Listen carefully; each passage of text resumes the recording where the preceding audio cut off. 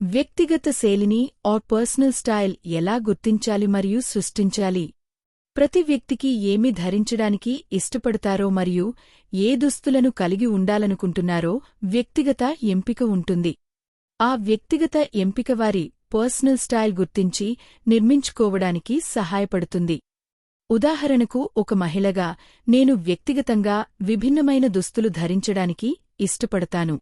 Formals, చీరలు, long frocks, maxi డ్రెస్సులు, kurta leggings, jeans ప్యాంట్లు, షర్టులు, ట్యూనిక్స్, స్కర్టులు మరియు టాప్స్ వంటి వివిధ వర్గాలు. ఈ విధంగా ముందుగా మనం ధరించడానికి ఇష్టపడే అన్ని గ్రూపులు మరియు రకాల దుస్తులను గుర్తించాలి. తరువాత ఒక పుస్తకాన్ని తీసుకుని మీ అన్ని వర్గాలను నోట్ చేసుకోండి. ఒక ఉదాహరణ చూద్దాం. నా కేటగిరీలు: కన్వీనియన్స్ డ్రెస్సులు, పార్టీ లేదా ప్రత్యేక సందర్భ దుస్తులు, పాశ్చాత్య దుస్తులు, ఫార్మల్స్, చీరలు, ఇంటి దుస్తులు మరియు ఇతర దుస్తులు. తరువాత మ్యాజిక్ సంఖ్యను గుర్తించండి. ఉదాహరణకు, మీరు ఎలాంటి వ్యక్తి? మీరు పాశ్చాత్య లేదా భారతీయ దుస్తులను ఎక్కువగా ఇష్టపడతారు. దాని గురించి ఆలోచించండి. ఆపై ప్రతి వర్గానికి పరిమిత సంఖ్యను కలిగి ఉండండి. ఉదాహరణకు, జీన్స్లో నాకు మరియు నా జీవనశైలికి సరిపోయేలా 3 జీన్స్లు ఉండాలని నిర్ణయించుకున్నాను.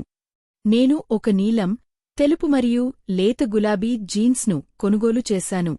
అవసరమైనప్పుడు నేను దానిని మిక్స్ చేసి సరిపోల్చాను మరియు ధరిస్తాను.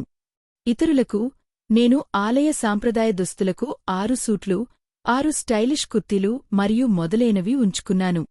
ఒక నంబర్ ఉంచుకోవడం మన శైలిని పరిపూర్ణంగా నిర్వహించడానికి సహాయపడుతుంది. ప్రియమైన మిత్రులారా, మన వ్యక్తిగత శైలిని ప్లాన్ చేసుకోకుండా మనం బట్టలు కొంటూ ఉంటే అది వృధా అవుతుంది. కాబట్టి పరిమిత సంఖ్యలో బట్టలు మరియు ఉపకరణాలను గుర్తించడం మరియు కలిగి ఉండటం చాలా ముఖ్యం.